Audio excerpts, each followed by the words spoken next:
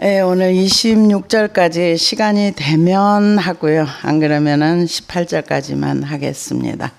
예, 이번 그 19장부터는 예수님께서 이제 고난 주간에 한 주간을 보내실 건데요. 그래서 주일 날에는 예루살렘에 입성을 하셔서 종료주일이라고 얘기를 하고요. 그 다음에 이제 그 종료주일에서 이제 그 다음 날 화요일에는 그 월요일 날에는 무화과 나무를 저주하시고 성전을 깨끗하게 하시고 누가복음 19장에 있는 말씀입니다. 그리고 화요일 날 이제 오늘 20장에 있는 말씀인데요. 예수님 권위에 대한 질문을 하고 세 가지의 경고를 합니다. 비유를 통해서 경고를 하는데요.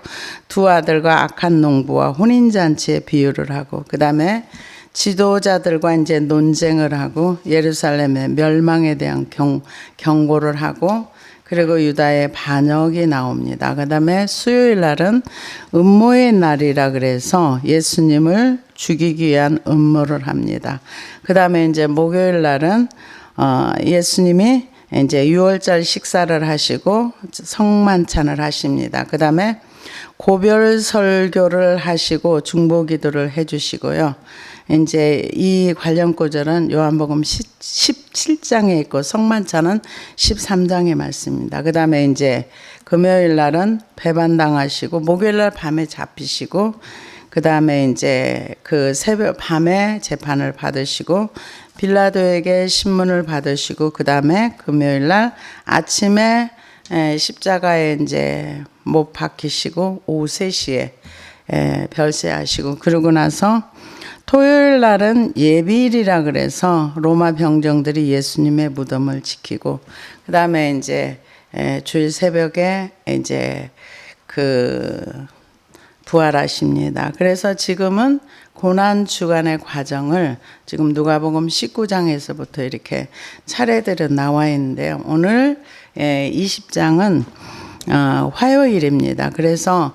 누가는 하루는 이렇게 나왔는데요. 하루라고 말하는 거는 누가복음 19장 47절에 기록한 대로 예수님이 주일날에 나귀를 타고 예루살렘 입성하시고 나서 그 목요일 날 그 밤중까지 잡히시기 전까지 뭘 하셨냐면 계속 매일 사람들을 가르치셨어요. 그러니까 이 월요일에는 성전에서 장사하는 자들은 내쫓으시고 그리고 이제 날이 저물어서 성 밖에 감람원에 가서서 제자들과 함께 쉬신 후에 이제 화요일 날 다시 성전에 들어와서 가르치고 계시는데 이제 가르치는 이 장소는 어디냐면은 유대인의 대명절 중에 6월절이 굉장히 큰 명절입니다. 그래서 하나님께서 이스라엘 백성들에게 명절은 하나님이 직접 말씀하신 명절이에요. 6월절,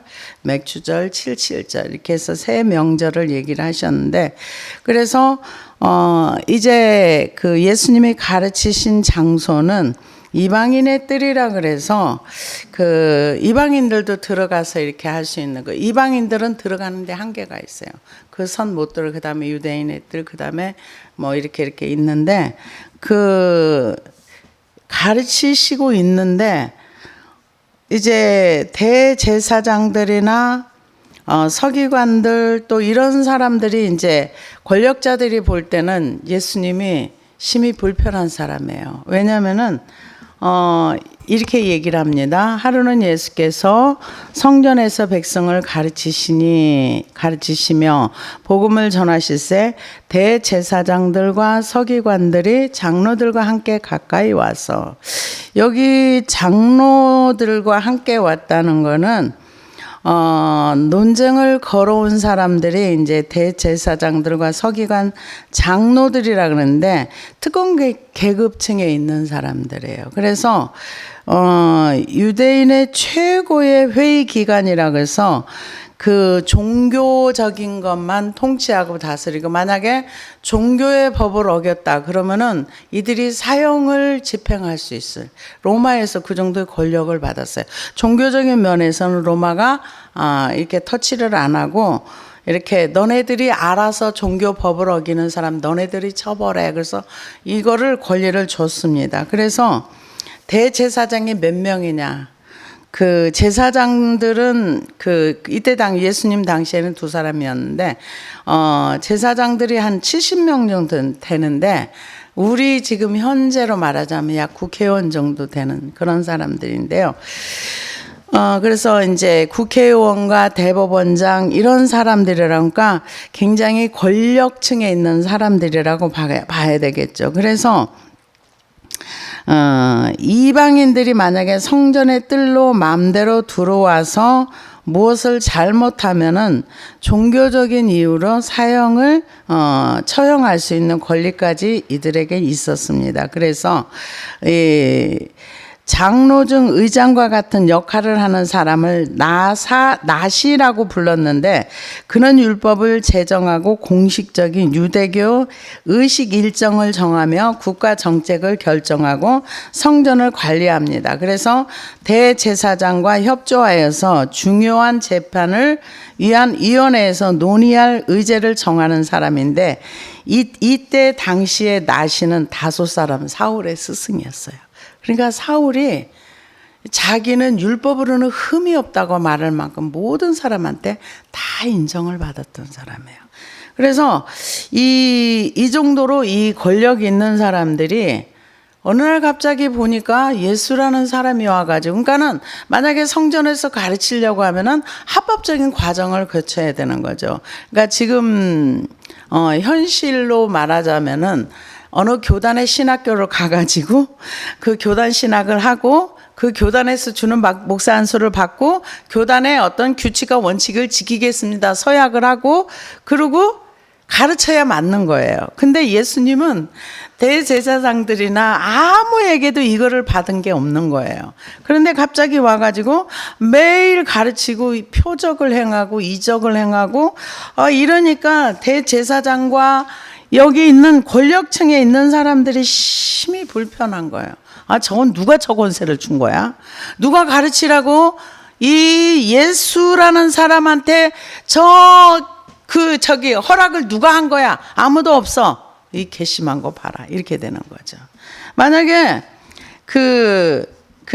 우리나라도 여러 교단이 있습니다. 그래서 신학이 많은 이유가 교단의 신학에, 우리 교단에서는 이런 신학을 얘기하고 이런 줄거리를 가지고 이렇게 가는 거야. 그러면 거기에 합당한 사람들이 신학에 와서 신학 공부를 하고 거기에서 목사 안수를 주면 거기에서 이렇게 하는 것처럼, 이 예수님은 아무도 누가 그런 이게 가르치라는 것도 준 것도 없고 뭐를 해준 게 없어요. 대제사장이나 아니면 장로 중에 누구도 예수님한테 너는 성전에 와서 가르쳐도 돼 이거를 준 적이 없는데 매일 성전에 와서 가르치니까 심히 불편한 거죠. 심히 불편한 거예요. 그러니까 이제 사람들이 몰려온 거예요. 그러면서 얘기합니다.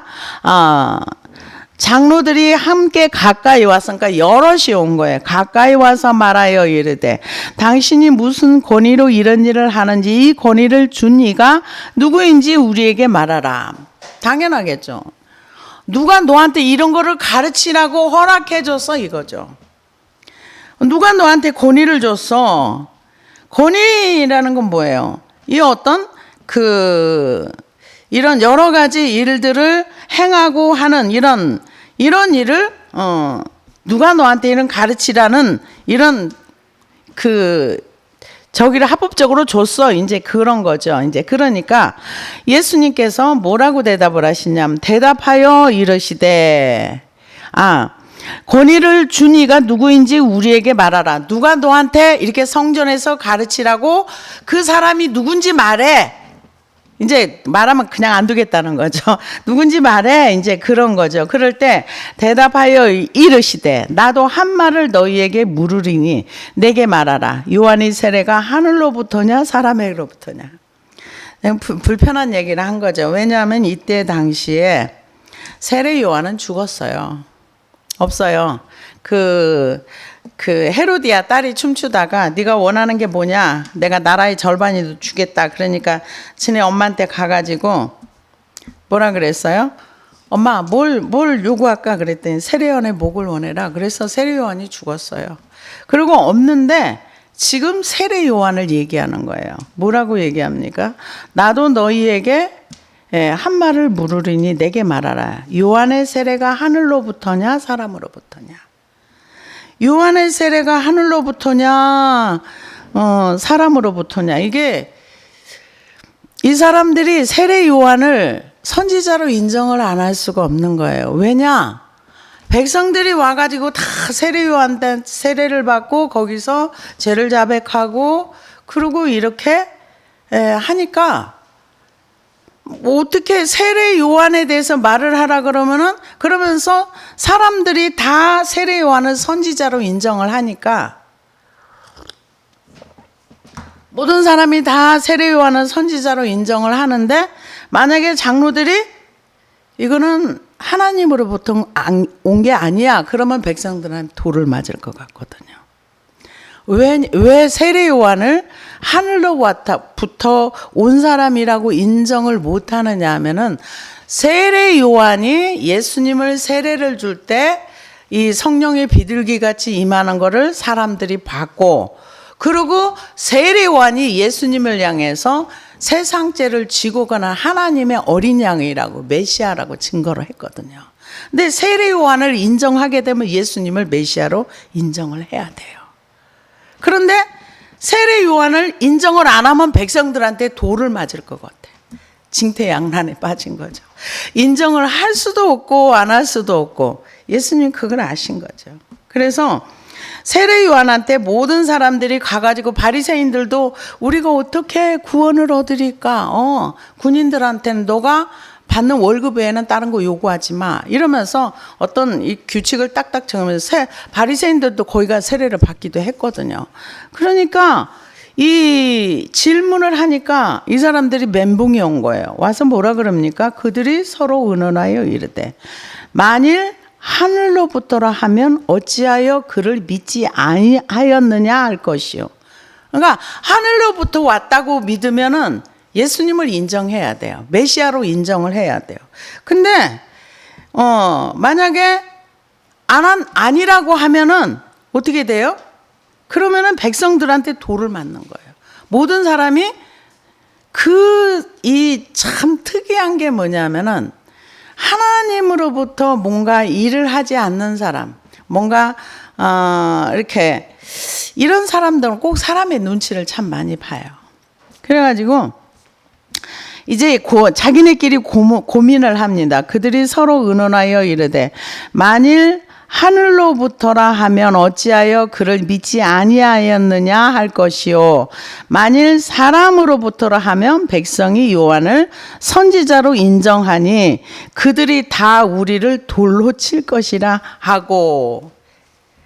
맞죠? 백성들이 다 지금 선지자로 세례 요한을 인정했는데 헤롯이 목을 잘라 죽여버렸거든요. 그랬는데 만약에 인정을 할 수도 없고 안 할 수도 없고. 왜? 예수님이 세례 요한이 예수님을 인정을 했거든요.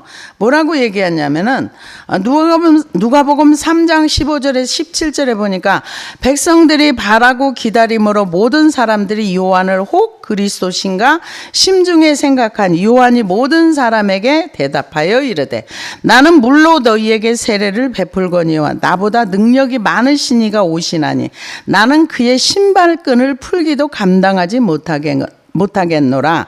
그는 성령과 불로 너희에게 세례를 베푸실 것이요 손에 키를 들고 자기의 타작마당을 정하게 하사 알곡을 모아 곳간에 들이시고 쭉정이는 꺼지지 않는 불에 태우시리라. 이렇게 세례 요한이 예수님을 증거를 했고요.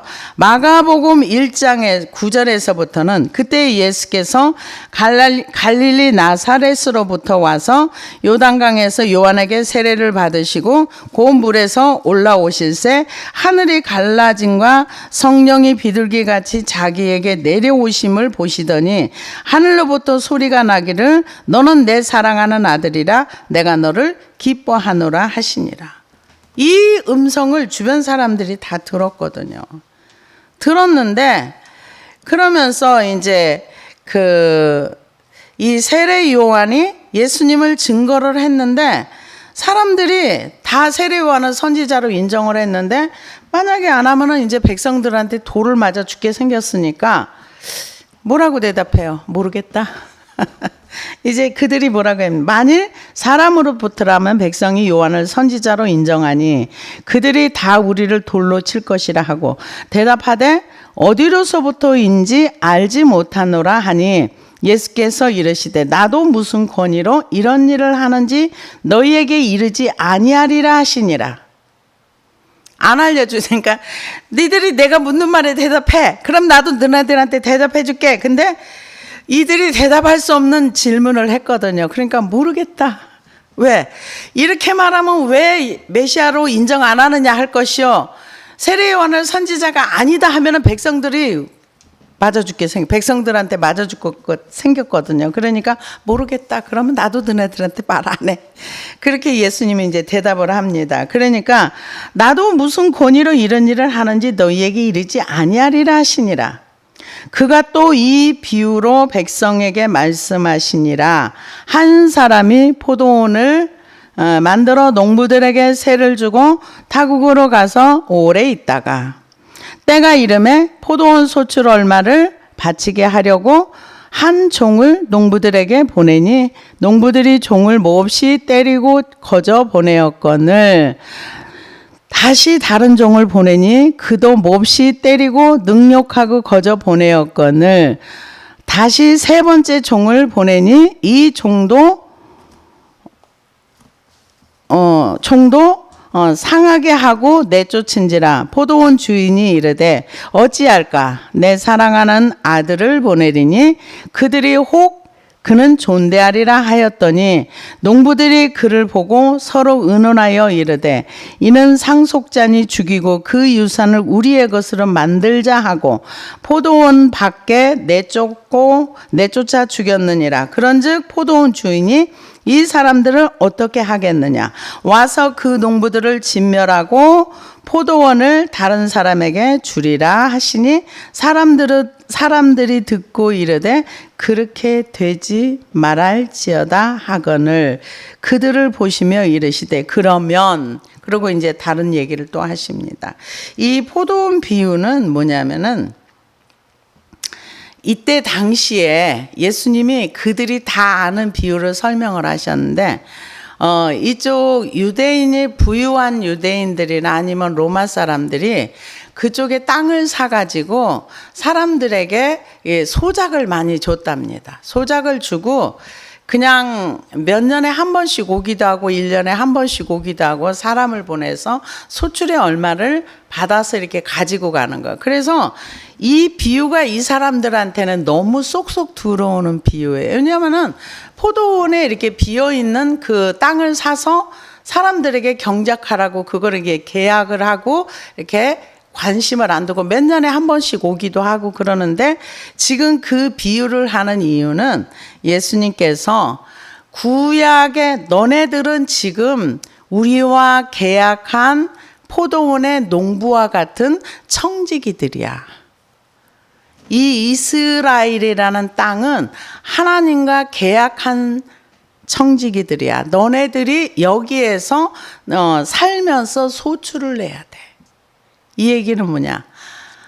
그런데 이 백성들이 받아들이질 않는 거야. 그러니까 일꾼들을 보내고 그 포도원 주인이 포도원 소출을 받으려고 보내는데 죽이고 또 죽이고 때리고 상하게 하고 아들을 보냈는데 아들도 죽였다. 이 얘기는 우리가 저기를 보면은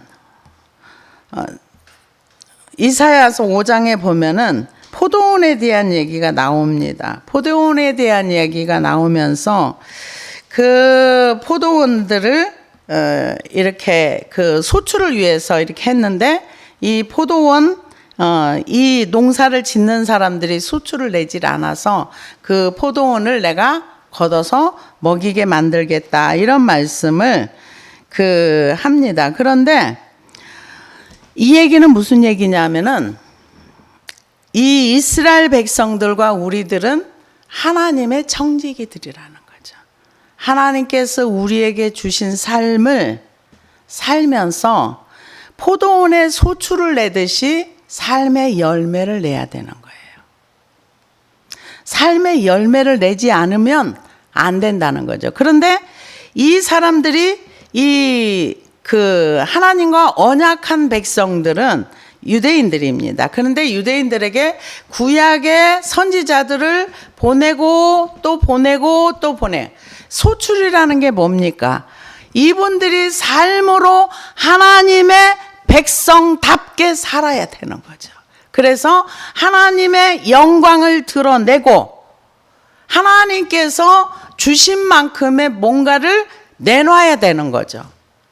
그런데 우리가 알고 있기는 이사야 선지자도 죽여버렸고 많은 선지자들, 에레미야 선지자도 결국은 본인이 에레미야 선지자는 애굽에 가기 싫고 그 예루살렘에서 남아있는 백성도 있기를 원했는데 강제로 끌고 가가지고 애굽에서 돌로 쳐 죽였습니다. 에레미야 선지자도. 이 소출을 낸다는 것은 삶으로 하나님의 백성답게 살아내야 되는데 이 이스라엘 백성들은 그러한 삶을 살지 않았어요. 그래서 나중에는 이 아들을 보냈는데 아들도 거절했다. 아들이 누구예요? 예수 그리스도를 얘기합니다. 그래서 이 백성들이 자기가 해야 할 일, 그래서 하나님이 탄식하시는 것이 이 성경입니다. 하나님의 백성들이 하나님의 백성답게 살지 않는 거. 참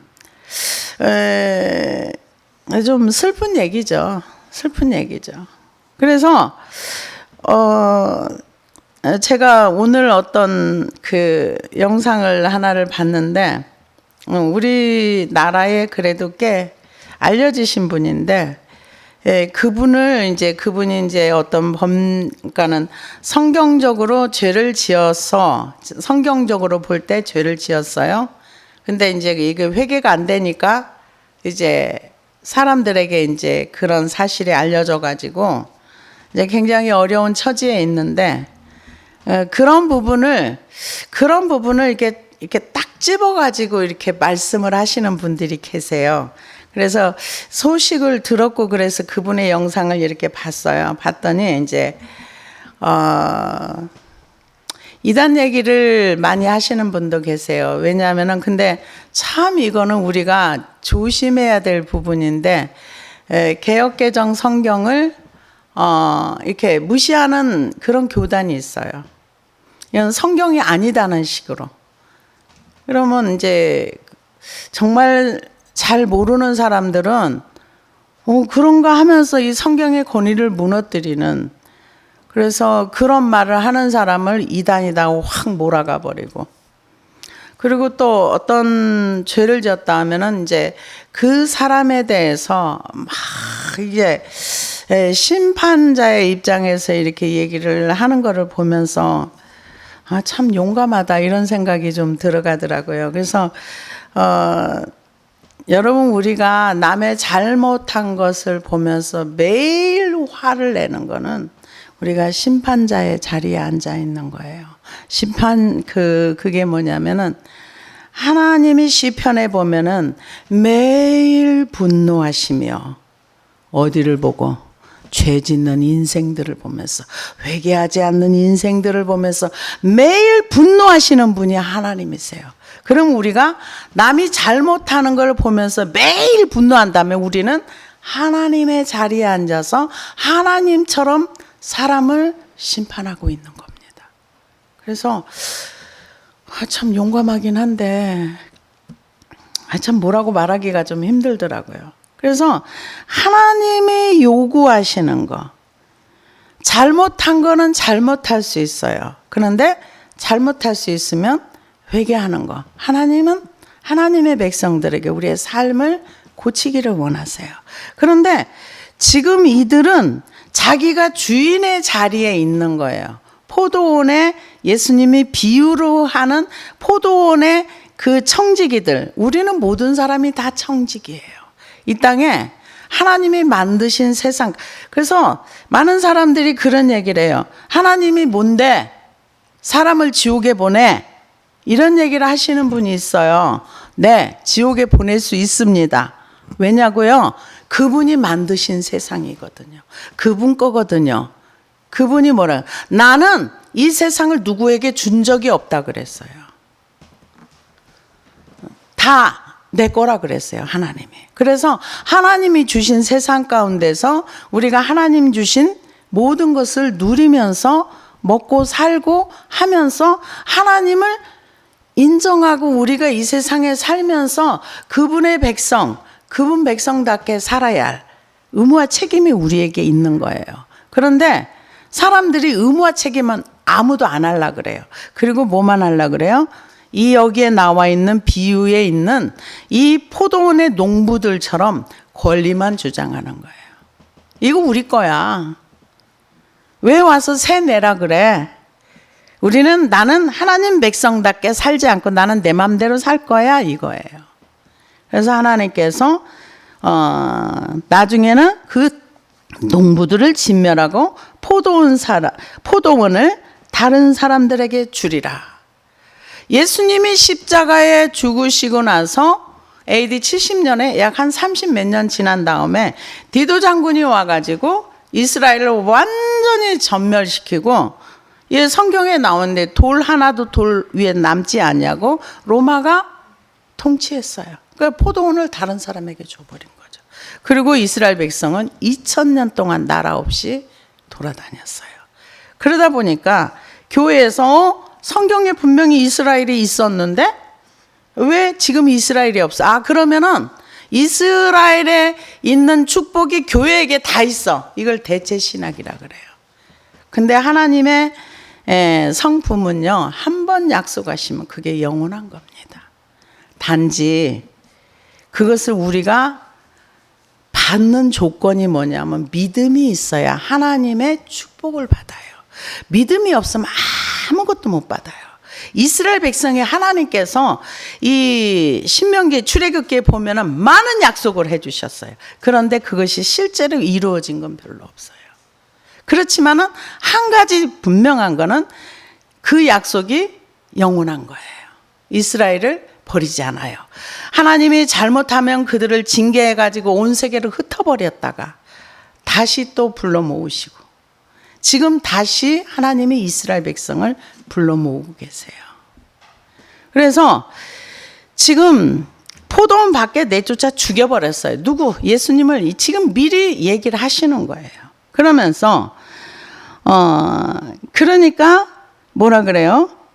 다른 사람 진멸하고 포도원을 다른 사람에게 주리라. 이스라엘 백성이 여기서 어마무시하게 많이 죽었어요.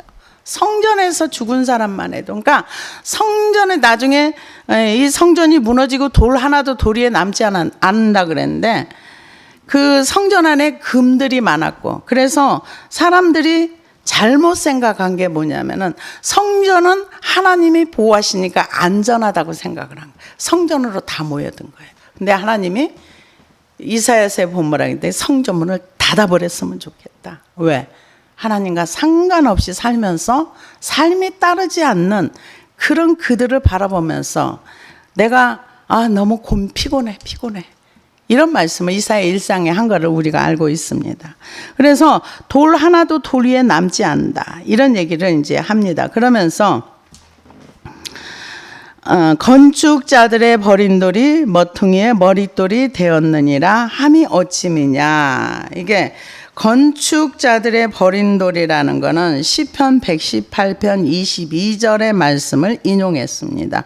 건축자가 버린 돌이 집 모퉁이 돌이 되었나니 이는 여호와께서 행하신 것이요 우리 눈에 기이한 바로다. 이게 예수 그리스도를 상징하는 건데요. 우리나라 이 아시아 쪽에서는 집을 지으면 이렇게 중간에 그걸 뭐라 그러나? 이거 중간에 태는 게 있는데 생각이 안 나네. 이걸 뭐라 그랬는데 거기에 이제 집 지은 연도를 쓰고 이렇게 해놔요. 근데 이쪽 이스라엘 이쪽에서는 머릿돌에다가 이거를 기록한답니다. 집 지은 연도 그리고 무슨 내용을 거기에다 이렇게 다 기록을 해놓는데요. 근데 건축자들의 버린 돌이 모퉁이의 머릿돌이 되었느니라. 이 얘기는 예수 그리스도를 얘기하는데요.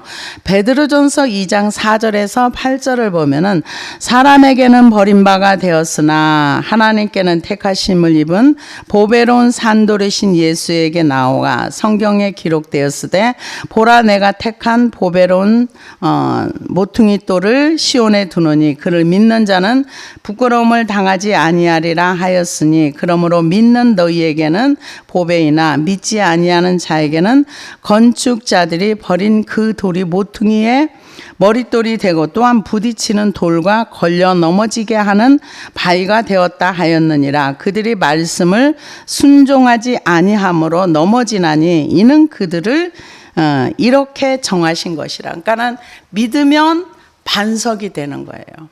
마태복음 7장에 보면은 뭐라고 얘기했습니까? 예수 그리스도를 믿는 건 반석 위에 집을 짓는 거고 예수 그리스도의 반석 위에 집을 짓지 않으면 모래 위에 집을 짓는다. 그러니까 우리가 예수 그리스도는 반석 위에 나의 영원한 집을 짓는데 그 집은 내가 거하는 그거보다는 예수님 뭐라 그랬어요? 내 집이라 그랬어요. 내 교회라 그랬어요. 왜? 예수님이 거하실 성전이거든. 성령이 거하실 성전이기 때문에. 그래서 주님이 반석 위에 내 교회를 세운다 그랬어요. 예수 그리스도의 교회를 세운다는 거죠. 그래서 이 내 반석 위에 내 교회를 세우리니 이렇게 얘기를 했던 것처럼 반석 위에다가 예수를 믿는 믿음으로 우리가 매일매일에 자기를 건축한다 그랬어요. 유다서에 보면은 자기를 건축해서 나간다 그렇게 얘기했는데 예수님께서 말씀하셨던 것처럼 베드로 전서에 얘기했던 것처럼 예수님을 믿으면 모퉁이 돌이 되고 믿지 아니하면 걸려 넘어져서 바위가 된다. 그래서 걸려 넘어져서 바위가 된다는 것은 그 말씀에 순종하지 아니함으로 신앙이 포기가 되어지는 거. 그러니까 예수님의 말씀과 충돌이 돼서 내가 깨어지면 예수님이 반석이 되고 내가 그대로 멀쩡하면은 나는 걸려 넘어지는 자가 되는 거예요. 근데 우리는 항상 말씀과 충돌을 많이 합니다. 왜냐하면은 세상에서는 네가 가장 소중해. 너를 위해서 살아. 이렇게 얘기하는데 성경에서는 아니야. 너를 부인하고 주를 위해서 살아. 먹든지 마시든지 무엇을 하든지 주를 위해서 살아. 충돌하잖아요. 세상에서는 너를 세우라고 하는데 성경에서는 반대로 얘기를 하잖아요. 그래서 이게 우리가 하나님의 말씀을 순종하면서 나아간다는 게 그리 쉽지는 않습니다. 그래서 모퉁이의 머릿돌이 된다. 이렇게 사람들은 그러니까 대제사장과 서기관들에겐 버림을 당한 거죠. 근데 하나님께서는 이 구원의 기초돌이 예수님으로 삼으셨다는 거죠. 그래서 하나님의 말씀을 순종하면 하나님 나라의